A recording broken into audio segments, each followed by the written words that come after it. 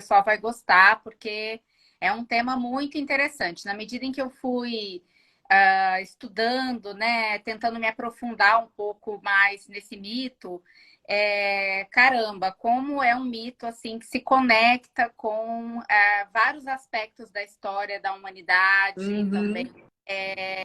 Uhum. Eu acho que, principalmente, não que os homens, né, não vão se identificar, mas eu acho que vai trazer uma conexão muito forte, principalmente com as mulheres, né? A gente vai entender um pouco nesse mito muito do nosso feminino e do como o nosso feminino foi, talvez, podado e censurado ao longo aí da nossa história. E esse mito, ele traz essa história, né, desse feminino podado, censurado, reprimido e, de certa forma, expropriado, né, do seu poder, né?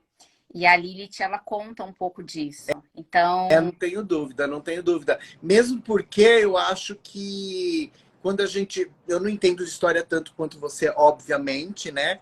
Para quem não sabe, a Carol é formada em história, além de astróloga, mas a gente sabe que lá no começo tinha essa questão da ligação com a Gaia, né? Com a Mãe Natureza, que tá, era matriarcal, e eu acho que talvez essa lenda possa explicar o porquê que o patriarcado realmente sempre viu essa força da mulher como algo perigoso, até perigoso, por poder dele, né?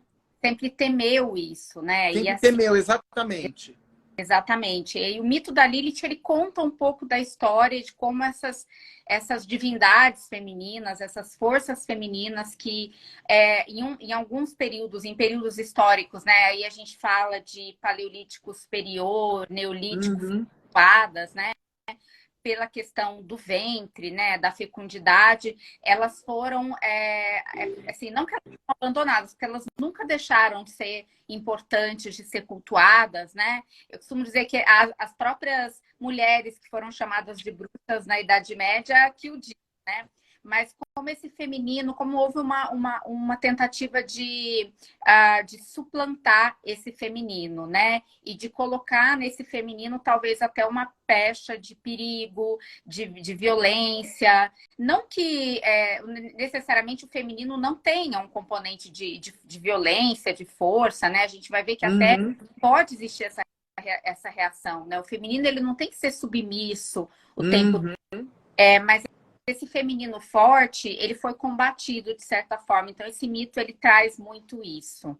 Citando algumas referências bibliográficas que eu usei Sim, para estudar esse mito e para trazer aqui esse conteúdo para vocês, né? tá. Então, tem um que é um livro da Barbara Black Kultov, que chama O Livro de Lilith, né? Esse livro, ele tem na Amazon, não tem ele em Kindle, em formato Kindle, mas tem em capa comum, não é um livro caro.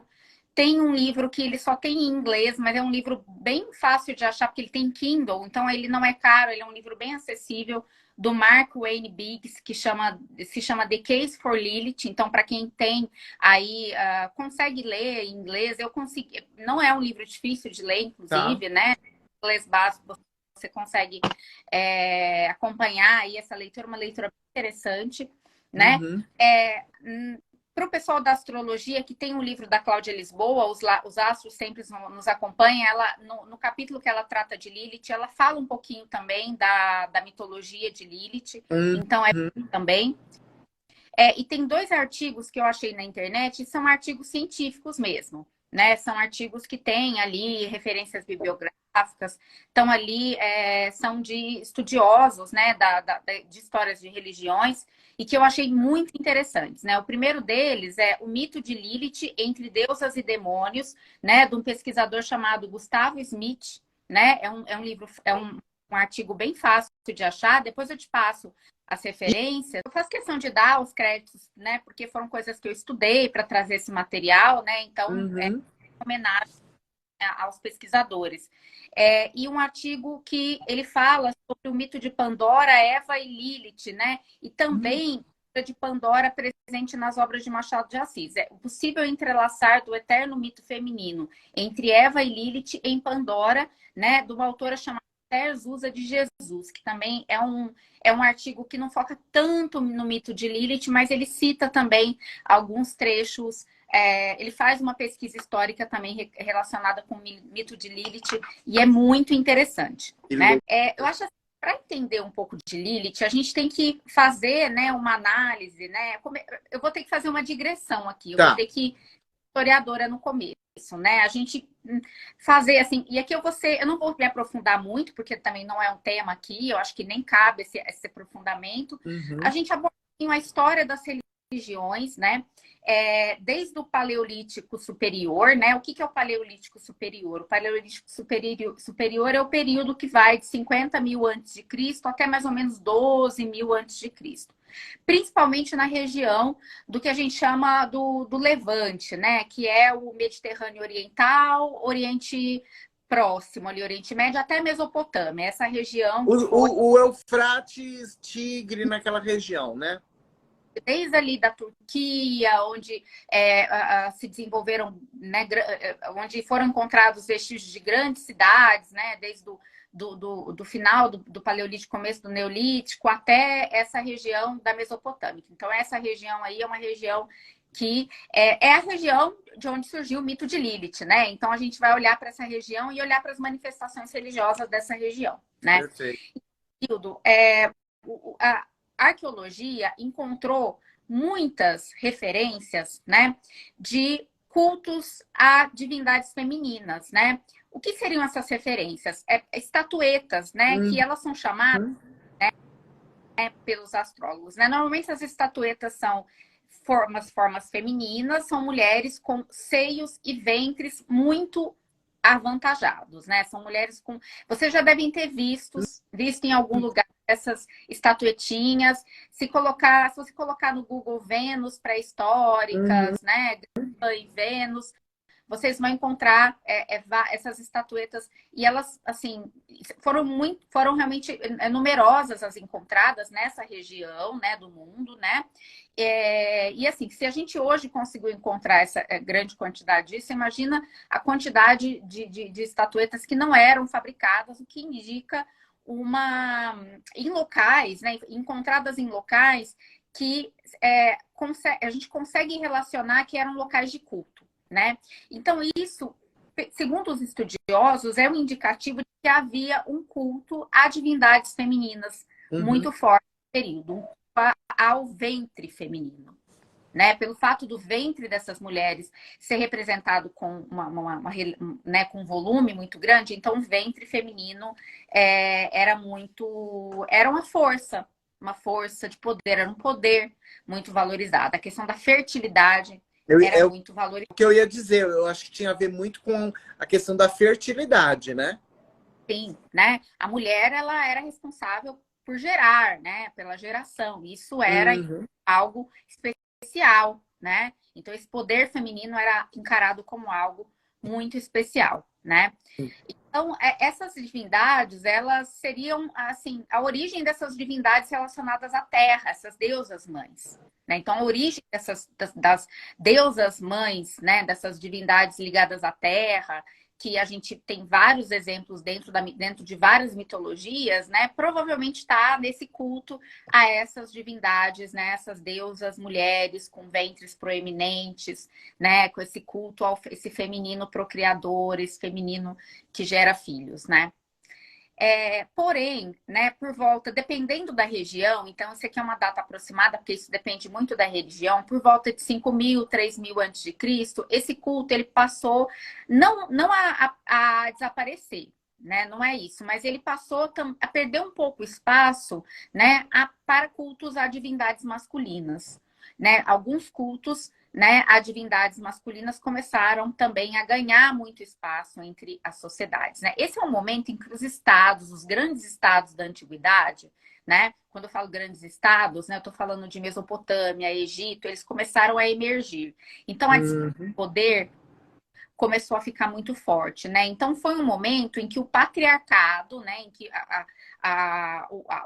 o masculino, o patriarcado começou a ter uma proeminência maior, né? E essa sociedade, o patriarcado enquanto organização social começou a preponderar né, entre esses grupos sociais, né?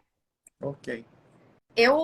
Uma coisa que eu vou citar agora, e isso não quero que vocês entendam como um desrespeito às pessoas que são cristãs e que enfim, são católicas, evangélicas, mas que alguns estudiosos entendem que o próprio Antigo Testamento bíblico, que conta a história da divindade do Deus, né, o judaico, né, que hoje também é o Deus cristão, chamado Yahvé, originalmente, pode ser tido como uma narrativa dessa divindade feminina e Yahvé suplantando a divindade feminina. Então, aí a história da Lilith, a gente vai entender um pouco disso.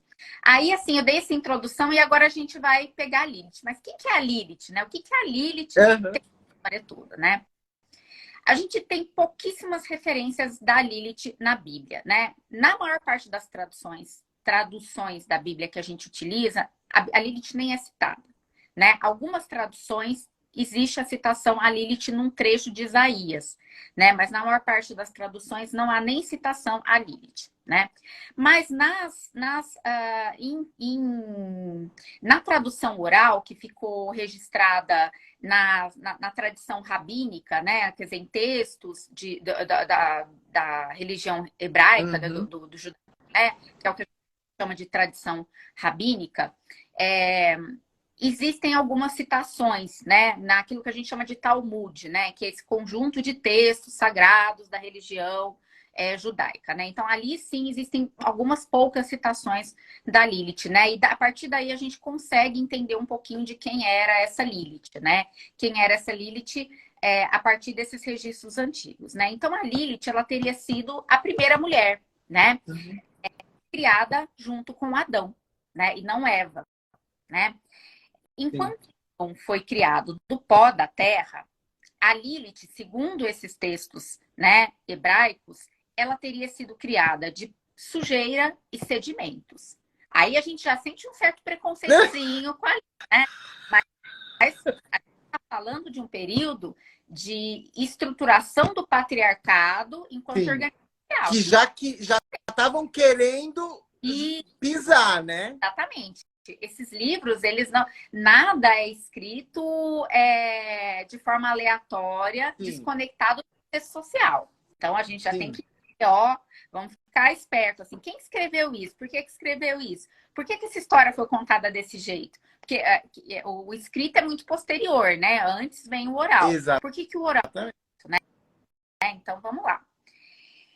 A Lilith, ela é muitas vezes citada como um erro, como um equívoco, né? Por parte nessa tradição rabínica, né? Por quê? Porque a Lilith, ela não aceitava o papel de submissão em relação a Adão. Ela não aceitava. Ela simplesmente não aceitava. Inclusive na relação sexual, no ato sexual. Ela não aceitava ficar por baixo.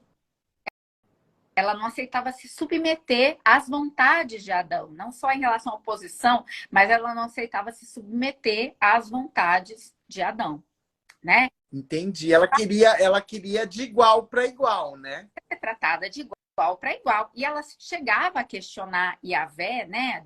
Deus, eu não vou me submeter à vontade dele, né? Eu quero ser tratada de igual para igual. E assim, a história dá a entender que ela não foi atendida nessas reclamações, né? E por isso, Lilith abandonou, ela repudiou Adão, ela abandonou Rechaçou ele, né? Ela falou, vou embora. E a história conta que ela atravessou o Mar Vermelho, né? Tem essa citação, e fugiu para o deserto. Olha que louco. Ao paraíso, que tinha frutos, flores, né? Tudo que eles precisavam para sobreviver e ir para o deserto para ser livre. Ela preferiu ir para o deserto para não ser submissa. Vendo, né, essa fuga de Lilith, ele teria mandado 3 anjos, né? Que pela tradição eles têm até nome, né? Seria Sanvi, Sansavi e Samangalaf. Seriam os 3 anjos que teriam sido enviados por Deus, né, para resgatar Lilith. Mas Lilith se recusou a retornar. E aí, esses anjos, eles colocaram uma maldição em Lilith. Eles condenaram Lilith a gerar todos os dias 100 demônios. Ela gerava, ela paria todos os dias 100 demônios. Esses demônios, E eles eram depois fala chamados... que escorpião que é vingativo, né? Exatamente, exatamente. Eles eram chamados de Lilim. Lilin era o nome, né? E eles eram, né? Os femininos, eles eram súcubos e os masculinos eram íncubos, né? Não sei se vocês conhecem essas figuras dos súcubos e dos íncubos, Claro, né? os espíritos quando a gente tá dormindo à noite, tentam fazer sexo com a gente. A Exatamente. versão masculina e feminina, né? Inclusive, na versão masculina, que são os íncubos, né? Ele, na Idade Média, dizia-se que as bruxas, elas eram filhas de íncubos. Você vê que os homens, eles nunca têm culpa de nada, né? Então, assim, as mulheres que se tornavam bruxas, elas não eram filhas, né? Foi um íncubo que seduziu a esposa e gerou uma bruxa, né? Só para você ver, né, onde vai essa... Uhum.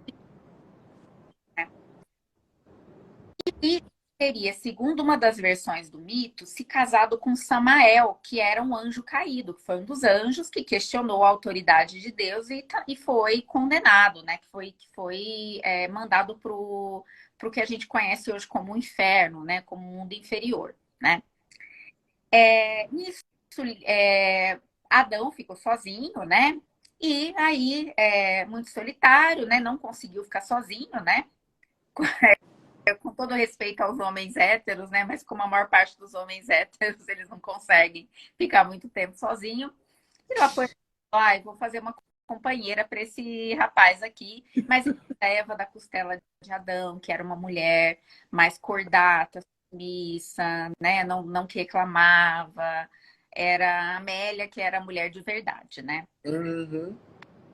Há uma versão do mito muito interessante, né? Porque, assim, a questão da serpente que foi seduzir Eva e que teria gerado a caída do casal, né? De Uhum. Eva.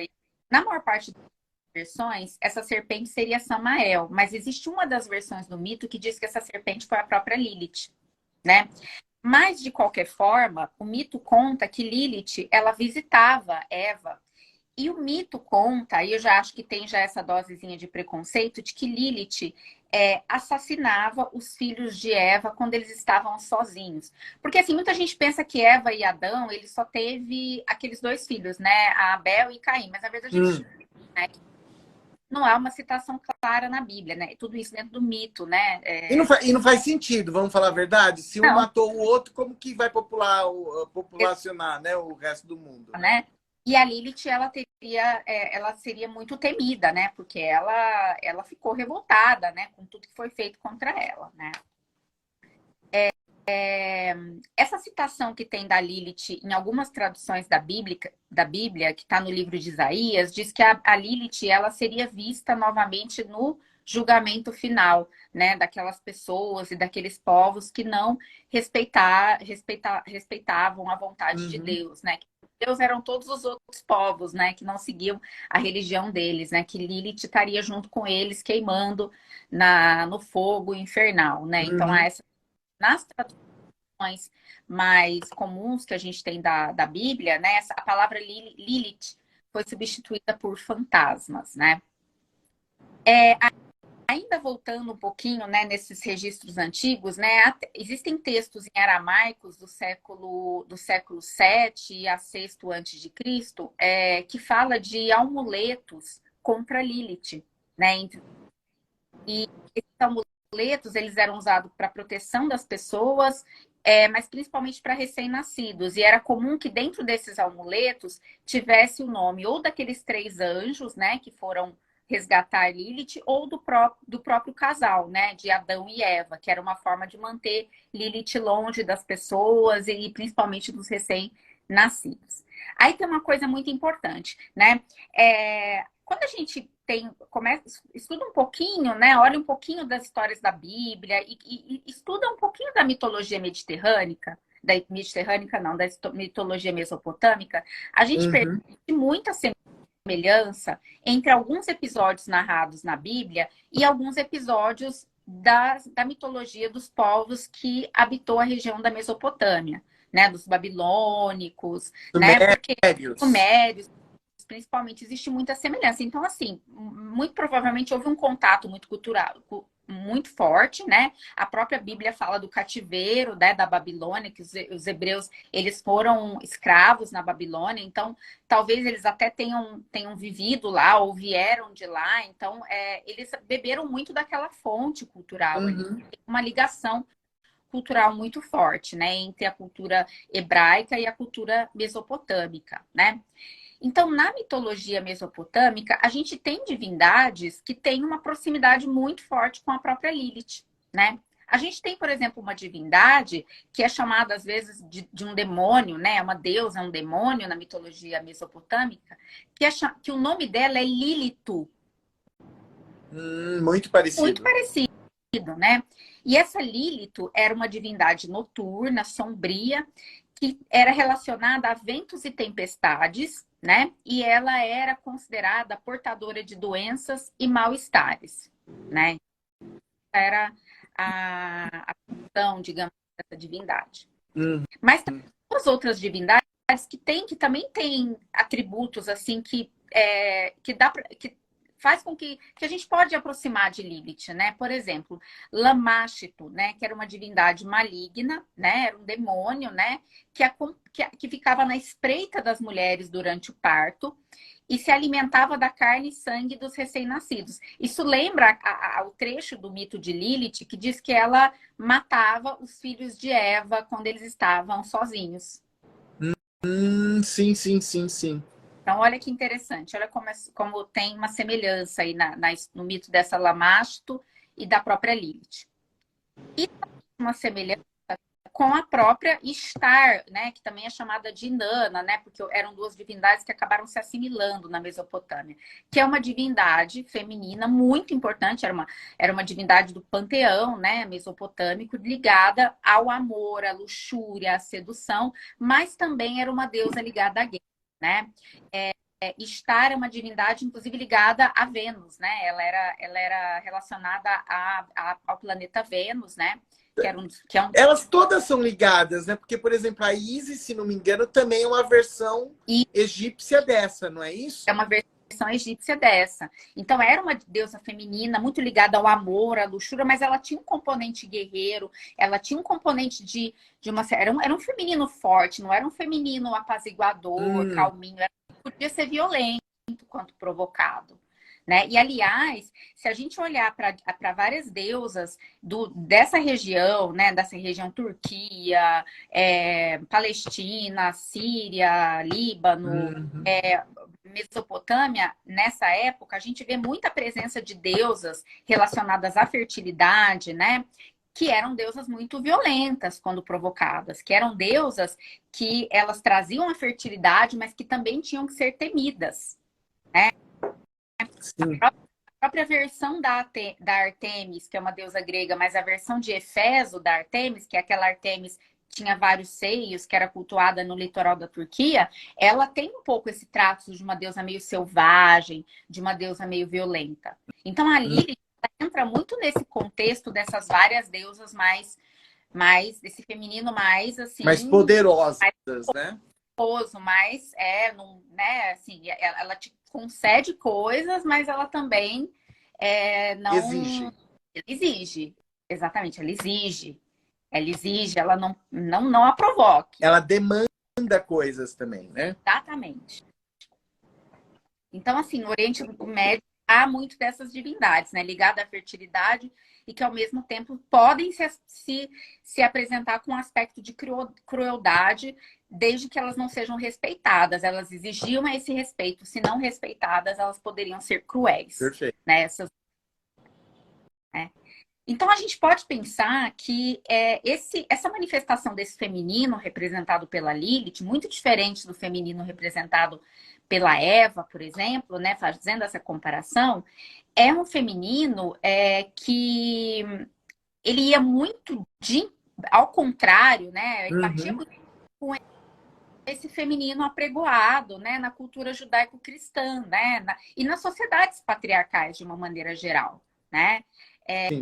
a Lilith, ela mostra um feminino questionador, um feminino que não se sujeita, um feminino que deseja a liberdade. Eu acho que esse episódio dela, fugir do paraíso, assim, ó, eu vou pro deserto, mas eu não fico aqui sendo tratada como inferior, né? Esse é muito marcante da história de Lilith, né? Sim. E mostra muito a natureza dessa deusa, né? Que é uma deusa que desejava a liberdade, que desejava ser livre, que questionava, né? Que trazia muito dessa necessidade de respeito, né? E se ela não era respeitável, ela podia ser cruel, sim, né? Ela era vingativa, sim, Uhum.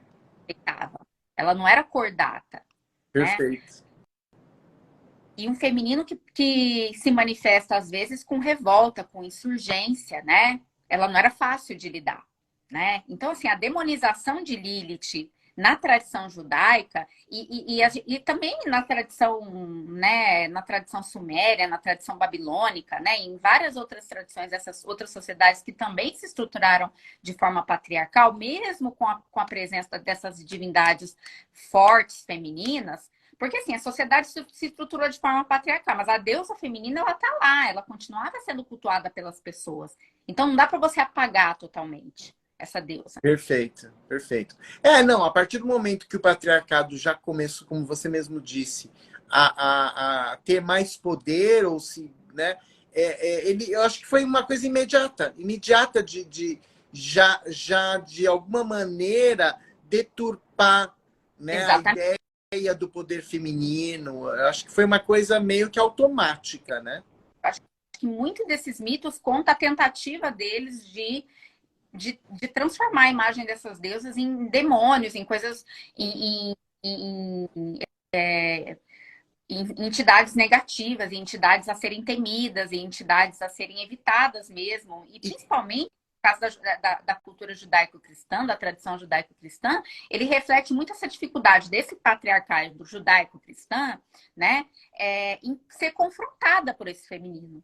e que é recorrente, né? Assim, me lembra muito a própria história da Maria Madalena, que a gente sabe que originalmente ela não era prostituta coisa nenhuma, entendeu? Era, né? Ela era uma seguidora e ela exatamente, e pelo que existem teorias de que inclusive ela tinha um poder tão grande quanto Pedro, e que depois a igreja reescreveu e colocou ela como prostituta para diminuir o poder dela, né? Então, né? Para pagar, né? Esse poder. Então, para mim, isso daí tem muito a ver com a Lilith, que eu acho que é algo que aconteceu também, né? Claro que a gente não tem elementos, isso é importante a gente dizer, assim, para dizer assim, ah, então você está dizendo que Lilith era uma deusa muito poderosa num certo momento, que foi cultuada entre populações que futuramente deram origem aos hebreus, né? E que houve houve um movimento, né? Houve uma tentativa do patriarcado, inclusive aos próprios textos bíblicos fazendo parte disso, de abafar essa importância dessa deusa, de falar assim, não, ela é maligna. Não dá para a gente afirmar isso, né? Claro que não. Para isso. Mas, assim, existem indícios, né? Porque isso parece ser recorrente, né? Nesse período, nesse longo período dessa passagem dessas sociedades, né? A gente não sabe se essas sociedades anteriores a essa emergência dessa estrutura patriarcal, elas eram assim, elas eram matriarcais, as mulheres mandaram nos homens. Eu acho que estava mais para uma coisa mais de igualdade mesmo, né? De um equilíbrio mesmo, né? De uma equivalência, né? Uhum. Então, antes essas mulheres dominavam os homens, né? Até as pessoas, Eu acho que cada um estava na sua caixinha, na sua área. E a partir do patriarcado ele tentou pegar tudo, né? Exatamente, tentou submeter, né? Uhum. Medo, né? Aquela coisa a posse de terras, ela gera uma preocupação com a herança. Como é que eu vou garantir que é meu filho se eu não Sim, tomo posse da mulher, inclusive? Para garantir verdade. que aquela criança. O homem nunca vai ter certeza se o filho é dele. A Exatamente. mulher sabe. A mulher sabe. Então, ele tinha que submeter esse feminino. Sim. sim. Nossa, é impressionante e é fascinante, eu acho. Eu acho fascinante também. Eu fiquei assim, eu já conheci um pouco da história, mas aí pegando esses Se livros, aprofundou mais agora, né? falei, cara, que história, que coisa rica, né? Que riqueza que tem por trás. Não só da história da Lilith, mas da história dessas divindades, né? Dessas divindades femininas, né? Quando eu estudava história antiga, foi que uma dessas deusas, né? Até que eu citei aqui, que foi a Artemis de Éfeso, que era uma manifestação da Artemis, uma versão da Artemis, que era cultuada na Ásia Menor, que era bem diferente da Artemis clássica grega, né? Porque ela tinha muita relação com a fertilidade, enquanto a Artemis grega era uma deusa virgem, era uma deusa que não tinha tanto essa relação com a fertilidade, apesar dela ter ali um papel de proteger as mulheres, de proteger o parto. Ela era virgem, mas ela protegia as mulheres, ela fez o parto do irmão dela, então também não era tão afastada dessa coisa da maternidade, mas ela por si só. Mas a Artemis de Éfeso, né? Ou Diana de Éfeso, ela tinha uma relação direta com a maternidade, tanto que ela era representada na forma de uma deusa com múltiplos seios, né? E quando o cristianismo foi oficializado no Império Romano, uma das formas de fazer com que a população, né, aceitasse, né, essa nova religião foi, inclusive, construir, né, colocar os locais de culto, as igrejas, né, construir igrejas e implementar os locais de culto, as igrejas, né, as áreas sagradas, Sim, em locais já eram sagrados pelas religiões antigas. perfeito. Aconteceu no templo de Artemis de Éfeso. E quando isso aconteceu, aquele templo ele foi transformado num templo em homenagem a Maria. E Hum, os escritores, os autores do período romano contam que quando isso aconteceu, houve um episódio em que as pessoas de Éfeso saíam às ruas dizendo que a deusa tinha voltado. Então, hum, associaram Maria a Artemis de Éfeso. que Muito interessante. interessante. Era o óbvio, né? O cristianismo fez muito isso. Então, assim, na medida em Fez. que o Império Romano conquistava uma religião que tinha uma região que tinha uma religião pagã. Ali era um local de culto, ali se construía uma igreja. Claro. Não, o mesmo fato de eles terem mudado, apesar de saber a data do nascimento de Jesus, pegaram a Saturnália, que já era uma coisa Data? muito para como a data maior do cristianismo, Exatamente. mesmo sabendo que não era, né? Que era a Saturnália, que era a data que já se comemorava o nascimento Sim. de Mitra, que também se comemorava, era uma data também relacionada a Apolo também, porque Uhum. várias divindades solares, né? Já acompanha mais dia, deve saber, mas talvez nem todos saibam. A Lilith, gente, ela é um posicionamento estudado dentro da astrologia, mas ela não é um corpo celeste. Uhum. A Lilith, ela é um posicionamento, né? Ela é o ponto de maior distância da órbita da Lua em torno da Terra. Então, a Lua ela tem uma órbita em torno da Terra, ela é um satélite da Terra, e essa órbita, assim como a órbita dos planetas do Sistema Solar em torno do Sol, ela é elíptica, ela não é um círculo. Então, existem momentos em que a Lua está mais próxima da Terra, e existem momentos em que ela está mais distante. Esse ponto de maior distância, né, que seria a maior distância da Lua, né, em relação à Terra, esse ponto ele tem o nome de Lilith na astrologia. Esse é a Lilith, né? Ao contrário, por exemplo, de Quiron, de Ceres, que são outros pontos que estão sendo muito estudados na astrologia, a Lilith ela não é um ponto, ela não é Corpo físico, um corpo físico.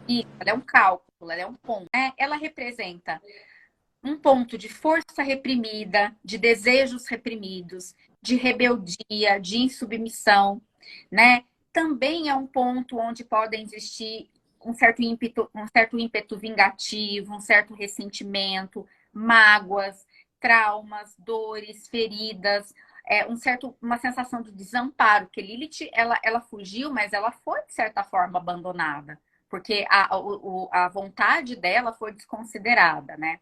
Tabus sexuais, porque ela não queria ser submissa, ela foi obrigada a ser submissa, de certa forma, ela foi vítima de uma certa violência sexuais, exclusão, né? Frustração e insatisfação, quer dizer, tudo que ela sentia quando ela estava junto a Adão, né? Uhum. Dependendo da signo onde a gente tem Lilith no nosso mapa, é a forma como esses sentimentos, essas forças vão se manifestar, né? Só que ao mesmo tempo, né, Lilith também indica uma força transmutadora muito grande, muito intensa, e uma força criativa muito grande, e ferramentas de libertação muito importantes, né? Onde a gente tem Lilith no nosso mapa, né? Por exemplo, vamos supor que uma pessoa tenha Lilith na casa 4, né? Que é uma casa que tem relação com a família, né? Com a nossa origem, com o nosso local de origem. Então, pode existir uma mágoa muito grande relacionada à família, um ressentimento, uma certa rebeldia, uma certa Necessidade de liberdade também, né? de liberdade. E há um potencial muito grande de mudar aquela situação familiar. De você ser aquela pessoa que vai se libertar de certos padrões familiares repetitivos. Sabe quando aquela família, as pessoas daquela família sempre repetem, às vezes, um ciclo de sofrimento? Aquela pessoa tem um potencial muito grande de romper aquele ciclo. O João veio falar de Lilith e ele falou uma coisa que eu senti muito na minha e no geral, que é quando o lugar onde você tem a Lilith, naquele ponto você faz o que você quer. Se você tem ela equilibrada, né? Isso. Se você segue o caminho que a tua Lilith está indicando. Você vai atrás do que você quer e você não se importa com o que os outros pensam. Exatamente. Esse era o ponto que ele enfatizava. Quando a tua Lilith está bem colocada e você está bem, você vai atrás do que você quer, da tua liberdade naquela área, e você não se importa, você não olha para trás. Exatamente. Quer, não quer, não tô nem aí, entendeu? Eu gosto muito da visão do João, né, da Lilith. Eu acho que assim, muitas vezes a bibliografia sobre a Lilith ressalta muito esses aspectos de dor, de sofrimento, de mágoa, de ressentimento, né, que existem, né, mas não é só isso que existe. Existe um potencial de libertação. Na minha Lilith, eu tenho uma Lilith de casa 11. Então, assim, eu tive, assim, a casa 11, ela fala de amigos, de né, grupos, né? Então, eu principalmente em algumas fases, essas fases mais complicadas da adolescência, algumas dificuldades de me encontrar nos grupos, né? Mas, assim, a partir do momento que eu consegui entender, né, algumas coisas, né, eu realmente tenho um pouco essa postura. Eu vivo a minha vida e não ligo muito para essa. Eu não tenho muito essa necessidade de aceitação, não. Sim, sim. Eu conversando com ele, eu me toquei que como que fala, empoderei e usei a minha Lilith inconscientemente, porque também, como você foi na época da minha adolescência para jovem, eu não estudava astrologia, eu nem sabia o que era, e eu tenho a minha Lilith na casa 9. Olha e eu brigava desde pequeno com a minha família, principalmente com meu pai, dizendo, eu vou morar fora. Não, filho meu não mora fora. Então, o que eu fiz? Eu pedi demissão, eu fui trabalhar fora, eu ajuntei dinheiro durante 7 anos, eu comprei minha passagem, meu curso e fui. Eu não pedi permissão. Exatamente.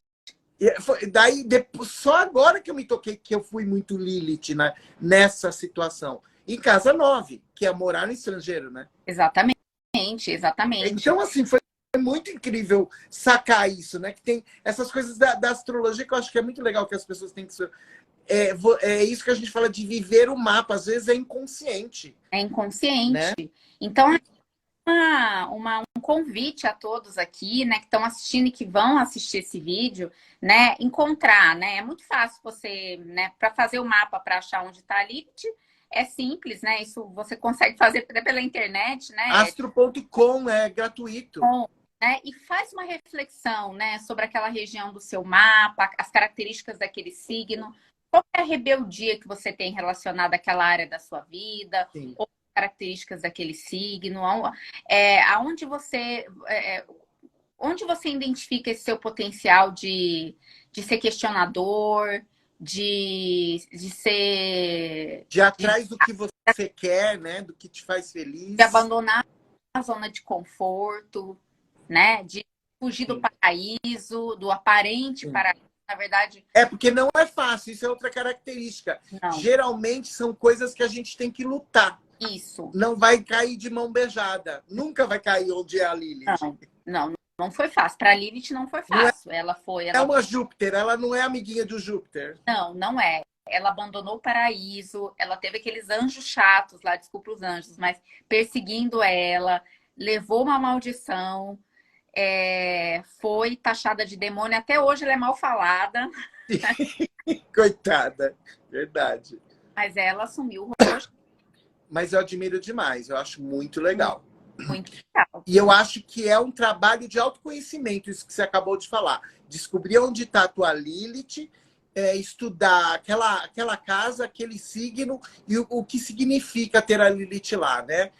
O que naquela área, que tipo de liberdade que você precisa, o que precisa fazer para você viver aquilo. Porque acho que deve ser libertador. Isso. E é uma coisa que o João sempre fala muito isso, né? Quando a gente fala do feminino no mapa, a gente fala muito de Vênus, Lua, né? Sim.